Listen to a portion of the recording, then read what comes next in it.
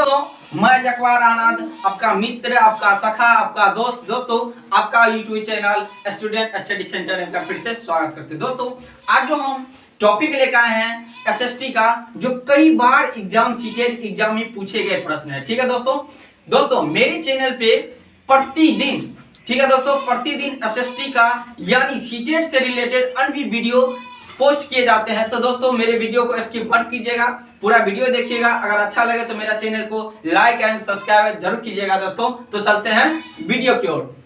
दोस्तों प्रथम क्वेश्चन है दोस्तों कि भारत में रेल की शुरुआत कब हुई थी? भारत में रेल की शुरुआत कब हुई थी? दोस्तों भारत में रेल की शुरुआत 16 अक्टूबर 1853 ईस्वी में मुंबई से और थाने के बीच चलाई गई थी। ठीक है दोस्तों, भारत में सर्वप्रथम रेल का शुरुआत 16 अक्टूबर 1853 ईस्वी में हुआ था दोस्तों। और सर्वप्रथम रेल जो चली थी मुंबई और थाने के बीच 34 किलोमीटर चलाई गई थी। कब चलाई गई थी दोस्तों? 34 किलोमीटर चलाई गई थी। सर्वप्रथम रेल की शुरुआत 16 अक्टूबर 1853 ईस्वी में होता है और सर्वप्रथम दोस्तों मुंबई और थाने के बीच रेल चलती है। कितने किलोमीटर?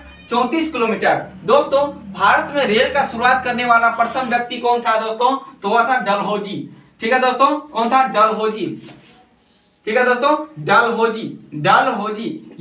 ठीक है दोस्तों, रेल का शुरुआत करने वाला, डाक का शुरुआत करने वाला, ठीक है दोस्तों, रेल का शुरुआत करने वाला, डाक का शुरुआत करने वाला, ठीक है ना, कौन व्यक्ति था दोस्तों? डलहौजी। दोस्तों अगर रेल के बारे में जानते हैं तो भारत एशिया में प्रथम स्थान पे है। ठीक ना, सॉरी दोस्तों, भारत एशिया में दूसरा स्थान पे है और विश्व में चौथा स्थान पे है। ठीक है दोस्तों, भारत में क्या रेल की श्रेणी में देखा जाए तो दोस्तों एशिया में दूसरा स्थान पे है और विश्व में चौथा स्थान पे है।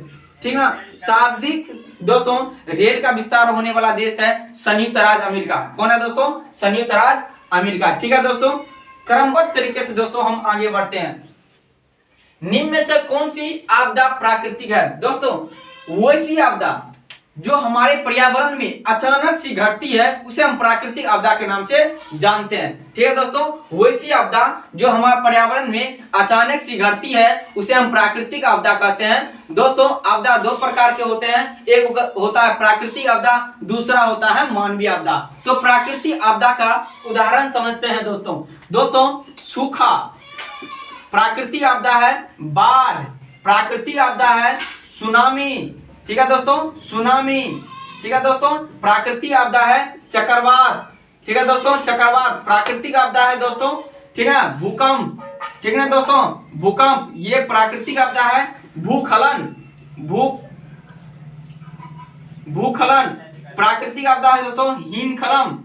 हिमखलन ये प्राकृतिक आपदा। तो दोस्तों सूखा, बाढ़, सुनामी, चक्रवात, भूकंप, भूखलन, हिमखलन ये सभी के सभी दोस्तों कौन सी आपदा है?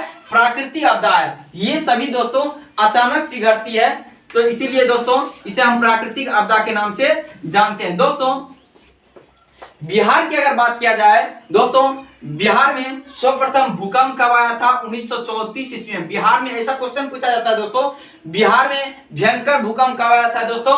1934 ईस्वी में। और बिहार में भयंकर बाढ़ कब आया था दोस्तों? 18 अगस्त 2008 को। आपको सभी को पता हुआ 2008 को दोस्तों कुसाहा का बांध टूटा था, जिसके कारण बिहार में एक भयंकर प्रलयकारी बाढ़ आया था दोस्तों। ठीक है दोस्तों, तो बिहार में भूकंप कब आया था दोस्तों? 1934 ईस्वी में। और 18 अगस्त 2008 ईस्वी को बिहार में भयंकर बाढ़ आया था दोस्तों अगर भूकंप की बात करते हैं दोस्तों, हमारे पृथ्वी के अंदर अचानक सी कंपन होने लगती है जिसे हम भूकंप के नाम से जानते हैं। दोस्तों भूकंप को नापने वाले यंत्र को रिएक्टर कहते हैं। भूकंप किस पैमाने पर नापा जाता है दोस्तों? रिएक्टर पैमाने पर। भूकंप किस पैमाने पर नापा जाता है दोस्तों? तो रिएक्टर पैमाने पर। और भूकंप के अध्ययन को हम लोग दोस्तों सुस्मोलॉजी के नाम से जानते हैं। ठीक है, सुस्मोलॉजी के नाम से जानते हैं। दोस्तों आप लोग कंफ्यूज मत कीजिएगा, भूकंप किस पे नापते हैं? रिक्टर पैमाने पर। अब भूकंप के अध्ययन को दोस्तों हम लोग किस नाम से जानते हैं? सिस्मोलॉजी के नाम से जानते हैं। चलिए दोस्तों आगे की ओर बढ़ते हैं क्रमबद्ध तरीके से। कहता है बिहार का शोक किस नदी को कहा जाता है? बिहार का शोक किस नदी को कहा जाता है? दोस्तों सभी को पता होगा, यहाँ तक कि बच्चे को भी पता रहता है कि बिहार का शोक कोसी नदी को कहते हैं। किस नदी को कहते हैं दोस्तों? कोसी नदी को। बिहार का शोक किस नदी को कहते हैं दोस्तों? कोसी नदी का। दोस्तों कोसी नदी का उद्गम स्थल नेपाल के गोसाई स्थान से निकलती है। कोसी नदी दोस्तों नेपाल के गोसाई स्थान से निकलती है। कहां से निकलती है? नेपाल के गोसाई स्थान से निकलती है और भारत के बिहार राज्य के सुपौल जिले में प्रवेश करती है। ठीक है दोस्तों, बिहार के सुपौल जिले में प्रवेश करती है। दोस्तों कोसी नदी को सतकोसी के नाम से भी जानते हैं। कोसी नदी को सतकोसी के नाम से भी जानते हैं दोस्तों। और कोसी नदी जो होते हैं दोस्तों, सबसे अधिक मार्ग बदलने वाला नदी कौन से होते हैं दोस्तों? कोसी नदी होती है। बिहार में अगर भयंकर बाढ़ कब आए थे दोस्तों, तो आगे हम जिक्र किए 18 अगस्त 2008 को बिहार में भयंकर बाढ़ आया था दोस्तों। तो आप लोग याद रखिएगा क्रमबद्ध तरीके से। ठीक है दोस्तों, आगे की बढ़ते हैं। अगला प्रश्न है दोस्तों, सबसे छोटा ग्रह होता है। दोस्तों सब ग्रह 8 प्रकार के होते हैं दोस्तों, सभी को पता है। सोम, मंगल, बुध, बृहस्पति, शुक्र, अरुण, वरुण। ठीक है दोस्तों, ये 8 प्रकार के होते हैं। अगर सबसे छोटा ग्रह की बात करें तो दोस्तों सबसे छोटा ग्रह जो होते हैं ये बुध ग्रह करते हैं। ये अपनी परिक्रमा दोस्तों 88 दिन में पूरा करता है। ठीक है दोस्तों, सबसे छोटा ग्रह कौन होता है दोस्तों?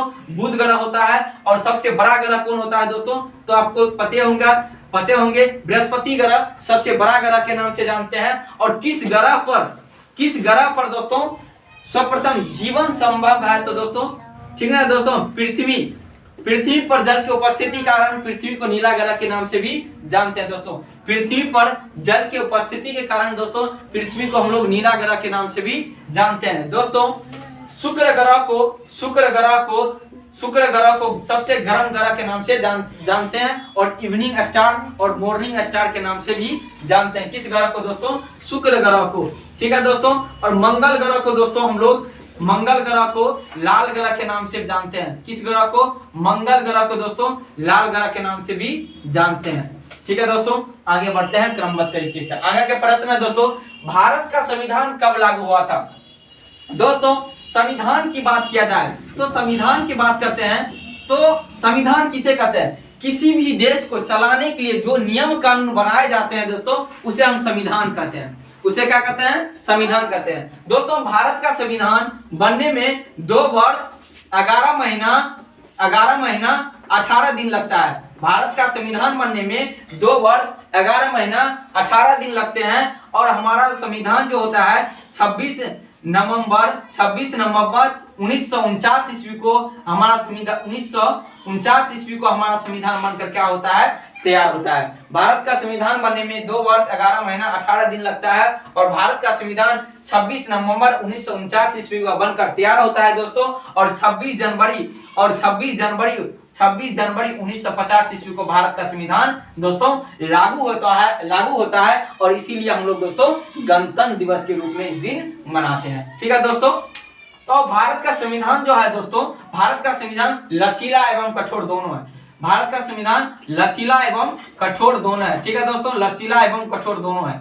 तो इतने बातों को आप दोस्तों याद कीजिएगा। ठीक है दोस्तों, बढ़ते हैं आगे क्रमबद्ध तरीके से। ठीक है दोस्तों, कहता महात्मा गांधी ने किसे वन मैन आर्मी के नाम से जानते हैं? दोस्तों महात्मा गांधी ने वन मैन आर्मी कहा है लॉर्ड माउंटबेटन को। कब? लॉर्ड माउंटबेटन को वन मैन आर्मी के नाम से जानते हैं। लॉर्ड माउंटबेटन को दोस्तों इसका अहम रोल है भारत में। दोस्तों भारत का विभाजन जो किस योजना के आधार पे हुआ? तो लॉर्ड माउंटबेटन की योजना पे दोस्तों भारत का विभाजन होता है। और लॉर्ड माउंटबेटन की योजना पर भी दोस्तों भारत का क्या होता है? विभाजन होता है। दोस्तों 14 अगस्त 1947 ईस्वी को क्या होता है? तो पाकिस्तान आजाद होता है। और 15 अगस्त 1947 ईस्वी को क्या होता है? भारत आजाद होता है। ठीक ना दोस्तों, और भारत और पाकिस्तान के बीच दोस्तों क्वेश्चन पूछा जाता है कौन सा रेखा है? तो रेड क्लिफ। कौन सा रेखा है दोस्तों? भारत और पाकिस्तान के बीच रेड क्लिफ रेखा है। और भारत और चीन के बारे में, भारत और चीन के बीच मैकमोहन रेखा है। भारत और चीन के बीच मैकमोहन रेखा है। ठीक है दोस्तों, भारत और चीन के बीच कौन सा रेखा है? तो मैकमोहन रेखा है। ठीक है दोस्तों, इसको याद रखिएगा। चलते हैं दोस्तों, आगे की ओर बढ़ते हैं। ठीक है दोस्तों, क्रमबद्ध तरीके से हम आगे की ओर बढ़ते हैं। ठीक है दोस्तों, दांडी यात्रा। ठीक है दोस्तों, दांडी यात्रा का, ठीक है दोस्तों, दांडी यात्रा का शुरुआत कब होती है दोस्तों? दांडी यात्रा का शुरुआत 12 मार्च 1930 ईस्वी को होता है। दोस्तों, दांडी यात्रा का शुरुआत 12 मार्च 1930 ईस्वी को महात्मा गांधी ने साबरमती आश्रम से करता है। कहां से करता है? साबरमती आश्रम से करता है। महात्मा गांधी दांडी यात्रा का शुरुआत 12 मार्च 1930 ईस्वी को साबरमती आश्रम से करता है। कहां से करता है? 12 मार्च 1930 ईस्वी को साबरमती आश्रम से महात्मा गांधी दांडी यात्रा का शुरुआत करता है दोस्तों। और 28 दिनों की पदयात्रा करने के बाद, 28 दिनों की पदयात्रा करने के बाद, ठीक ना, 5 अप्रैल दोस्तों, 5 अप्रैल 1930 ईस्वी को दांडी पहुंचता है। कहां पहुंचता है? दांडी पहुंचता है। और वहां पे 5 अप्रैल 1930 ईस्वी को दांडी पहुंचता है और समुद्र में से नमक निकाल कर दोस्तों नमक कानून का उल्लंघन करते हैं। और 6 अप्रैल 1930 ईस्वी को, 6 अप्रैल 1930 ईस्वी को क्या दोस्तों, सविनय अवज्ञा आंदोलन का क्या कर देता है? शुरुआत कर देता है दोस्तों। इसीलिए याद रखिएगा, दांडी यात्रा की शुरुआत 12 मार्च 1930 ईस्वी को 28 दिनों की पदयात्रा करने के बाद 250 किलोमीटर की दूरी तय करता है। 250 किलोमीटर की दूरी तय करने के बाद 5 अप्रैल 1930 ईस्वी को दांडी पहुंचता है और समुद्र में से नमक निकालकर नमक कानून का उल्लंघन करते हैं। और 6 अप्रैल 1930 ईस्वी को सविनय अवज्ञा आंदोलन का दोस्तों शुरुआत कर देता है। ठीक है दोस्तों, क्रमबद्ध तरीके से आगे बढ़ते हैं। ठीक है दोस्तों, कहता है स्वराज पार्टी का गठन कब किया गया था दोस्तों? स्वराज पार्टी का गठन 1923 ईस्वी में मोतीलाल नेहरू एवं चित्तरंजन दास ने किया था। चित्तरंजन दास। ठीक है दोस्तों, स्वराज पार्टी का गठन 1923 ईस्वी में मोतीलाल नेहरू एवं चित्तरंजन दास के द्वारा किया गया था। दोस्तों, मोतीलाल नेहरू सचिव थे और चित्तरंजन दास क्या थे? अध्यक्ष थे। ठीक है दोस्तों, तो सचिव, स्वराज पार्टी का सचिव कौन थे? मोतीलाल नेहरू। और अध्यक्ष कौन थे दोस्तों? चित्तरंजन दास। ठीक है दोस्तों, आगे क्रमबद्ध तरीके से आगे बढ़ते हैं। कहता है दोस्तों, भारत का संविधान कब बनकर तैयार हुआ? दोस्तों, अभी हम तुरंत डिस्कस किए हैं कि भारत का संविधान 26 नवंबर 1949 ईस्वी को बनकर तैयार हुआ और 26 जनवरी 1950 ईस्वी को लागू हुआ। ठीक है दोस्तों, स्वतंत्र कांग्रेस का स्थापना कब हुआ? दोस्तों, कांग्रेस का स्थापना कब? कई बार सीटेट के एग्जाम में पूछा गया दोस्तों। कांग्रेस का स्थापना 28 दिसंबर 1885 ईस्वी को किया होता है। कांग्रेस का स्थापना दोस्तों 28 दिसंबर 1885 ईस्वी को। कांग्रेस का पिता किसे जाता है, कहा जाता है? तो एलन ऑक्टोनियम हूम को कहा जाता है दोस्तों। एलन ऑक्टोनियम हूम को कांग्रेस का पिता कहा जाता है। और कांग्रेस का स्थापना 28 दिसंबर 1885 ईस्वी को होता है। स्थान जो होता है दोस्तों, स्थान का नाम है, ठीक ना, संस्कृत तेजपाल संस्कृत महाविद्यालय मुंबई। और कांग्रेस का प्रथम अधिवेशन कहाँ होता है दोस्तों? मुंबई में होता है। और कांग्रेस का प्रथम अध्यक्ष उमेश चंद्र बनर्जी थे। ठीक है दोस्तों, उमेश चंद्र बनर्जी कांग्रेस का प्रथम अध्यक्ष थे। ठीक है दोस्तों, क्रमबद्ध तरीके से आगे बढ़ता है, क्रमबद्ध तरीके से आगे बढ़ते हैं। ठीक है दोस्तों, स्वतंत्रता मेरा जन्मसिद्ध अधिकार है, इस नारा को किसने दिया था? दोस्तों, स्वतंत्रता मेरा जन्मसिद्ध अधिकार है, इस नारा का प्रतिपादन किया था बाल गंगाधर तिलक। दोस्तों, स्वतंत्रता मेरा जन्मसिद्ध अधिकार है, मैं इसे लेकर ही रहूंगा। इसका संचालन कैसे, इसका कथन करने वाला था बाल गंगाधर तिलक। दोस्तों, बाल गंगाधर तिलक को क्रांतिकारी का पितामह कहा जाता है। क्रांतिकारी का पिता किसे कहा जाता है दोस्तों? बाल गंगाधर तिलक को कहा जाता है। ठीक है दोस्तों, भारत छोड़ो आंदोलन कब प्रारंभ हुआ था? दोस्तों, भारत छोड़ो आंदोलन 9 अगस्त 1942 ईस्वी को महात्मा गांधी के द्वारा चलाया गया था। और इसी आंदोलन में दोस्तों, भारत छोड़ो आंदोलन 9 अगस्त 1942 ईस्वी को किया गया था। और इसी आंदोलन में महात्मा गांधी ने कहा था करो या मरो, ठीक है, करो या मरो का नारा दिया था दोस्तों। और इसी नारा के बाद भारत छोड़ो आंदोलन जबरदस्त का शुरुआत हुआ और सभी महात्मा गांधी को जो जेल में बंद करके कैद खाना में नजरअंदाज कर दिए थे। ठीक है दोस्तों, अगला प्रश्न है, चोरा चोरी कांड कब हुआ था? दोस्तों, सभी को पता है दोस्तों, चोरा चोरी कांड 5 फरवरी 5 फरवरी 1922 ईस्वी को गोरखपुर के उत्तर प्रदेश हुआ था। गोरखपुर को कहाँ हुआ था दोस्तों?